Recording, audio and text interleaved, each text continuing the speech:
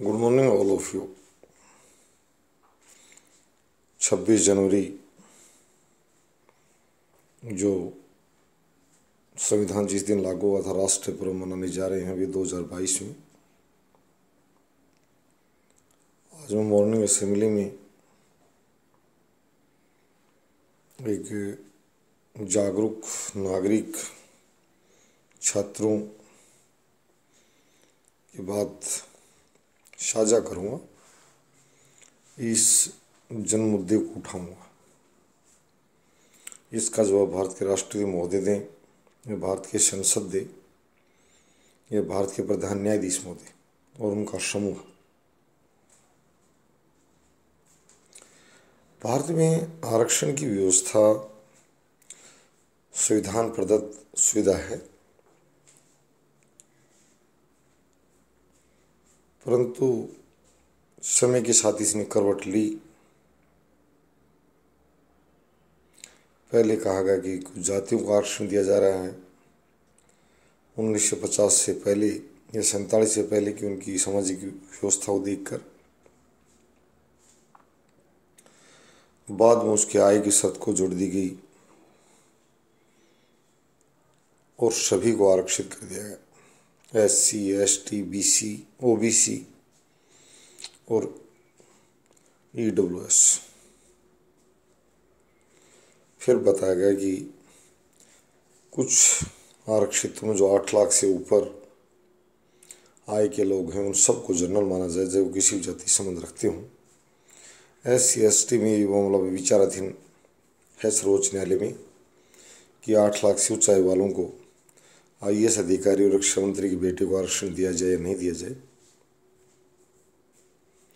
सभी नेता चर्चा से डर रहे हैं।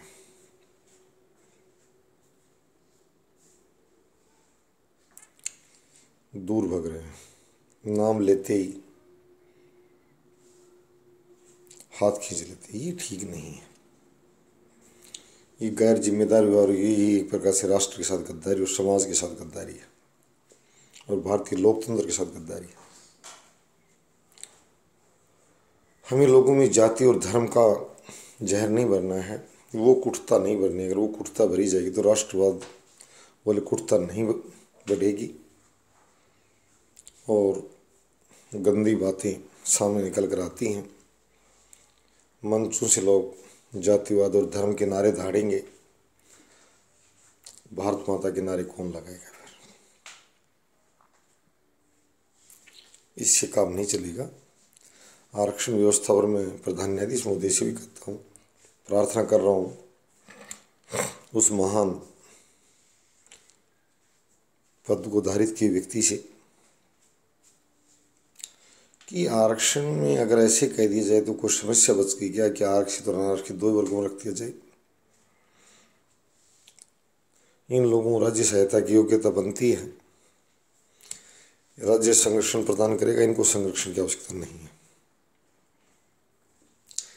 इतने लंबे ढर्रे बच्चे विद्यालय, महाविद्यालय, विश्वविद्यालय में बढ़ती प्रवेश के कदम रखते पूछा जाए कि बेटा तुम्हारी जाति क्या है? तुम अल्पसंख्यक हो, बहुसंख्यक हो। अगर इस तरह की भाषा को बदल लिया जाए तो क्या किसी को शर्म आ रही है? ये संविधान विरोधी है। ये वकील लोग से कहूँगा, बार काउंसिल्स ऑफ इंडिया को आज मैं सेंड कर रहा हूँ, और जुडिशियल सिस्टम में भी और पार्लियामेंट और लेजिस्लेटिव असेंबलीज में भी, कि भैया 2 हिस्सों में बांट दो ना, आरक्षित अनारक्षित। आरक्षित अभी जाति वाली बात तो रही नहीं, सभी जाति आरक्षित कर दी गई हैं। ऐसी कोई जाति नहीं है जो आकर ये कहे कि सर मैं आरक्षित नहीं हूँ।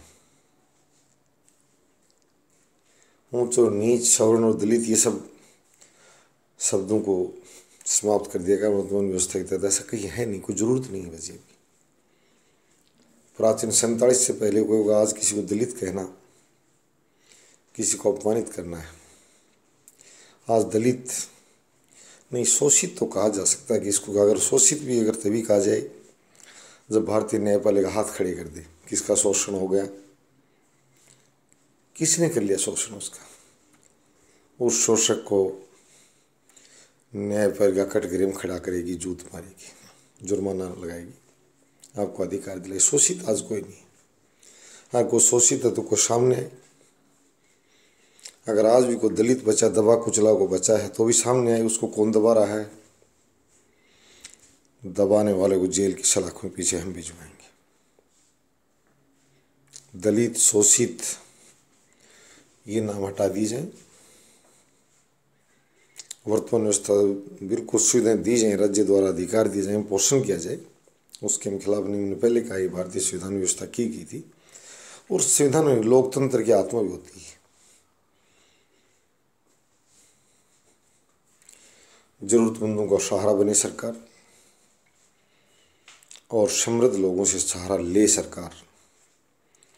ये उल्टा नहीं करें गालू जो बजाऊ है ना कि शोषितों को हम बहुत सहारा, शोषित बढ़ाएंगे देश में। नहीं नहीं, संविधान तुम्हें कुचल देगा। अगर संविधान की आत्मा जग गई तो तुम्हें मारेगी। शोषण का हक कोई नहीं देता। सभी से काम लेकर उसको उचित वेतन दिया जाए। बेगार प्रथा पहले बंद की जा चुकी है। 47 से पहले थी शोषण की व्यवस्था और शोषित थी दबाने की व्यवस्था और दलित थे। परंतु आज उस शब्द को थोड़ा बदल लिया जाए। आज नहीं है सामाजिक व्यवस्था जो पुरानी ढर्रे वाली जो है वो गरीबों को लाती जा रही है। बड़े बड़े जो नेता हैं वो स्वयं अंतर्जातीय अंतर्धार्मिक विवाहित हैं। पता लगा जो अपने आप को दलित नेता बता रहा है। और भारतीय प्रेस, जिसे मैं काले मुंह की प्रेस कहूँगा, राष्ट्रपति महोदय को दलित कहा गया। मुझे बड़ी शर्म आई। भारत का प्रधान सेना नायक, प्रथम नागरिक, बहुत ही उच्च कुल में विवाहित, और उस व्यक्ति के साथ भी दलित शब्द जोड़ा गया। क्यों जोड़ा गया? दलित कहाँ से है राष्ट्रपति महोदय? दलित कोई शब्दावली नहीं है, हरिजन कोई शब्दावली नहीं है। भारतीय न्यायपालिका ने बता दिया गया है कि ये शब्द वर्जित है, गैर कानूनी। अनुसूचित कहा जाए, अनुसूचित जाति कहा जाए, अन्य पिछड़ा वर्ग कहा जाए, और इकोनॉमी वीकर सेक्शन, आर्थिक पिछड़ा, ये भारत की वर्गवार जातियों का संबोधन है। किसी को करना हो तो ऐसी बातें, जिन लोगों का विवाह, अगर जाति व्यवस्था की बात की जाए, वो कर रहे थे जो लोग हमसे कर रहे हैं इस तरह का भेदभाव, उन्हीं जातियों का विवाह भी कर दिया है। क्या अब उनको संतोष नहीं मिला है? अब उनको मिल जाना चाहिए। भारत में जाति के बंधन ढीले पड़ चुके हैं। कम से कम वो तो कहीं बात, अपने मुंह से राष्ट्र को संदेश दें, समाज को संदेश दें कि भारत में मेरी नज़र में ऐसा नहीं है, क्योंकि मेरा विवाह अमुक समुदाय ने किया है जो छुआछूत फैलाने के लिए, वैमनस्यता फैलाने के लिए बदनाम था। मैं उसी कुल में विवाहित हूँ। इस तरह बातें इनको प्रचारित और प्रसारित करनी चाहिए।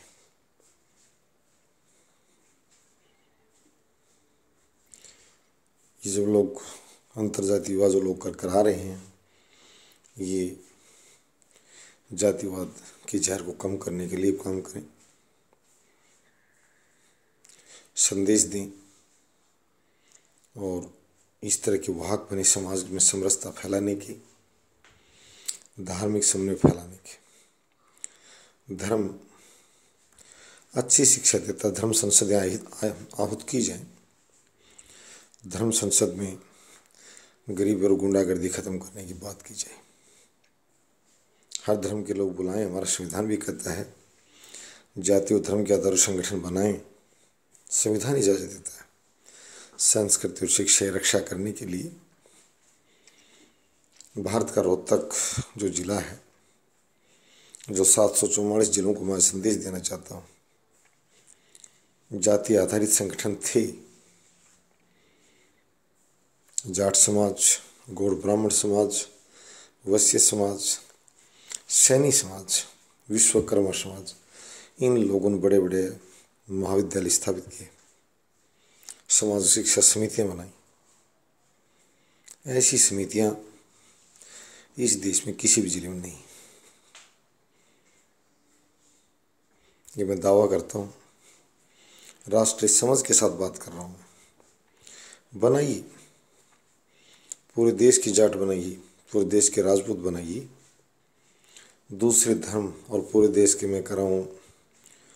जो धर्म की अगर कोई बात की जाए, कोई कनाडा में बैठा है, कोई सऊदी अरब में बैठा है, यहाँ आकर बेटा अच्छा अस्पताल बनाइए, हम महिला विश्वविद्यालय बना रहे हैं, हम तेरे धर्म के नाम पर बना देंगे, हमें अनुदान दीजिए, तेरे धर्म का हम बड़ा नाम कर देंगे। ये उस धर्म के लोगों ने हमें सहयोग किया है, इस बेटियों कल्याण के लिए काम किया। कहाँ रहे? सबसे पहले मैंने महिला विश्वविद्यालय के लिए 21 लाख रुपये बोल रखे हैं कि दिल्ली के नज़दीक 300 किलोमीटर की परिधि में कहीं भी बने, सामाजिक आधार बने। 500 लोगों की दानियों की आवश्यकता है। लोग कहते वो दानदाता है, वो दानदाता नहीं है, वो अपने धन को सफ़ेद कर रहा है। 2 करोड़ देकर राज्य के मुख्यमंत्री और प्रधानमंत्री अप्रत्यक्ष 100 करोड़ का लाभ लेना चाहता है। अभी अर्थशास्त्र पढ़ा नहीं आपने। उसने 1500 करोड़ दिए अनऑडिटेबल अमाउंट, परंतु अपने यहाँ उसके रियल्टी क्षेत्र में जो थे, जिन लोगों का धन लगा हुआ था, उनको 2500 करोड़ का चूना भी लगा दिया कि जब 1 साल पीरियड बढ़ा तो मैं कुछ नहीं दूंगा, राज्य के आदेश थी, तो स्वयं भुगतो। और वहाँ उन लोगों ने भुगता, आम नागरिकों ने। तो ये जो आप दानदाताओं के जो चेहरे देखते हैं, एनजीओ जो बना रखे हैं, ये बहुत अलग प्रथाएं हैं। इन पर चर्चा अभी धीरे धीरे समझ में आएगी। समाज के लोग शिक्षा और स्वास्थ्य क्षेत्र में संगठन बनाएं। पहले भी एक मंत्री था, शिक्षा मंत्री, एक राज्य में, मैं उसका नाम नहीं लूँगा, करेंगे, अपनी जाति के लोगों को आहूत करता था, तुम संगठित हो।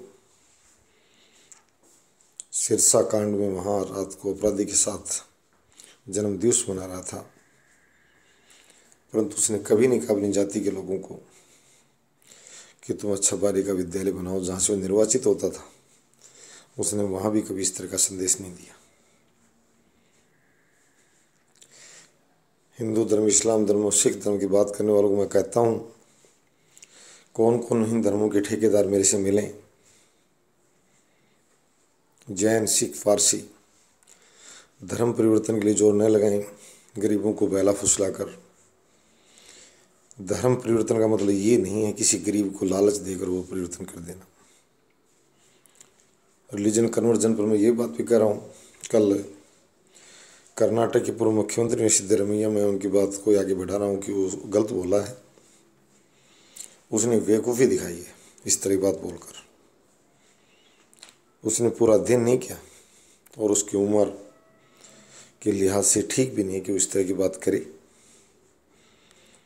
कन्वर्जन, संविधान पहले पढ़ ले सिद्धरमैया, वो संविधान ज़्यादा नहीं आता है, कम आता है। पहले संविधान सभी पढ़ लें। कन्वर्जन का अर्थ है, वैसे कन्वर्जन कम से कम किया जाए तो अच्छा है, क्योंकि भारत में कन्वर्जन ने द्वेष और विद्रोह को बढ़ाया है। मुगल काल में भी कन्वर्जन को लोगों ने बढ़ावा दिया।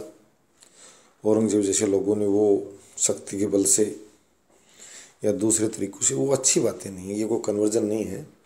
सऊदी अरब का शेख कभी नहीं कहता, और भारत का हिंदू अपने नौकर, मुस्लिम नौकर को कभी नहीं कहता कितना धनी व्यक्ति हो कि बेटा तो धर्म बदल ले। गंदे लोगों द्वारा गंदे धंधे अपनाए जाते हैं। मिशनरी सेवा करें, कोई मना नहीं करता। कहाँ है चैरिटी उनके पास? एक बार में दिखाएं चैरिटी, हम महिला विश्वविद्यालय बना रहे हैं। किसके पास है चैरिटी देने के लिए? काले धंधों का नाम है चैरिटी और कुछ नहीं है। चैरिटी दे सरकार। शिक्षा और स्वास्थ्य क्षेत्र की ठेकेदारी सरकार की है, न कि इन गुंडों की, जो बाद में गरीबों का तरह तरह शोषण करता है। बाल सुधार गृह, महिला सुधार गृहों के अपराध हमने देख रखे हैं। सरकार अपनी मॉनिटरिंग हर क्षेत्र में रखे। निजी क्षेत्र का मतलब ये नहीं है कि गुंडों को अपने बने दे। राज्य पर शक्ति होती है, उनका दमन भी करे, उनकी गुंडागर्दी का।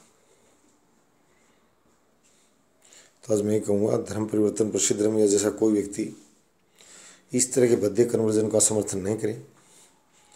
गरीब किसी भी धर्म का हो, मैं बात एक धर्म की नहीं कर रहा हूँ, हिंदू मुसलमान सिख ईसाई कोई भी, हम किसी को प्रलोभित कर बहला फुसला कर उसकी बेवकूफ़ी और उसकी नासमझी का फ़ायदा उठाकर कहते हैं नशे में क्या कर ये लेन देन मान्य नहीं होता। अगर समझ नहीं है, बेवकूफ़ी में मान्य नहीं होता, पागल। इस तरह की बातें हमारे संविधान में पूरी पढ़ ली जाए। वो कन्वर्जन में मान्य नहीं है, मैं ये कहना चाहता हूँ उसे। वो गलत कहा, किस पर कन्वर्जन की बात है। वो स्वयं कन्वर्जन करे, में कोई दिक्कत नहीं, वो समझदार अपने को मान रहा था। बट इंडियन सोसाइटी में शांति और समृद्धि से जीने का जो मार्ग प्रशस्त हम कर रहे हैं, उस हाथ को आगे बढ़ाए। पहले बहुत कन्वर्जन हो गए हैं सत्ता के बल से। अंग्रेज है, उन्होंने ये क्रिश्चियन जो कंसेप्ट वो लेकर आए थे। क्रिश्चियन को बने हमें कोई दिक्कत नहीं है, परंतु गरीबों को उसका अड्डा न बनाया जाए। विदेशों में जो लोग रोजगार कर रहे हैं, इनकी शक्ति वहाँ है तो वहाँ ही बात कर ले, उनको क्या सुविधाएं दे रहे हैं। कोई अगर बिक रहा है तो बिक जाए, परंतु हमारे देश की जो आम नागरिक भोली वाली जनता है, उसके साथ इस तरह की विदेशी ताकतों से मैं प्रार्थना करता हूँ कि वो गुंडागर्दी हमारे यहाँ नहीं करें। नहीं फिर यहाँ जब इन गुंडों को पीटा जाता है समाज द्वारा, तो फिर अंतर्राष्ट्रीय स्तर हो हल्ला मचाया जाता है कि वहाँ ये किया जा रहा है, वो किया जा रहा है। तो ऐसा नहीं करें। जी और जीने तो। धन्यवाद।